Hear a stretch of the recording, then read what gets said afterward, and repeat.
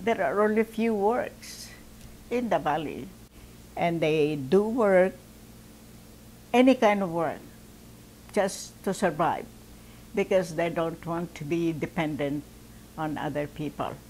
We call the department cutlets. So we process a small portion of turkey, which is we call breast. We cut it and make it a cutlets, put it in a pack, a tray. So we are the one who's doing the traying. We are the one who's doing the Dixie, with it, sealing the meat and then packing it, boxing it, putting it in a tray, putting it in a press. So that's our department. And it's really very, very cold. So most of the time my hands is really sore because of the coldness. And then whenever I go, go to bed every night, my hands is really stiff and I cannot move it. And then in the morning it's numb. Yep. Because every night you're using your hands and holding this cold meat. That's the way it is. But what can I do? That's job. Most of them, they work 2 or 3 jobs, and so it's not easy, especially for the family if you have children. And I mean, trying to go from different places, and you almost spend the whole day, and even nights, away from your children. And being in a foreign country, bringing them up is really hard. There is a class of culture. I remember one time, I think this was out of frustration in junior high or high school, my dad had said something. I think he was trying to get us to do something, and we disagreed with him because, we just disagreed with it. And he said, "Why are you acting so American?" And that, I sat there and thought about it.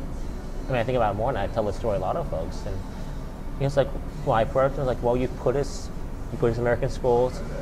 We have our babysitters. Everyone, are American. Where we are American, not many Filipinos in this area. So really, you should expect that. And especially, these kids are later on, our kids are marrying not within the Filipinos, so it's just going to just spread, and it'll be hard for them to have their culture. But yeah, I haven't met very many full Filipino children here. It's very rare in this area.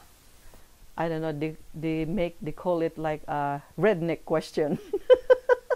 They will come back and say, "Oh, Mom, these rednecks today they just asked me, are you Hawaiian?"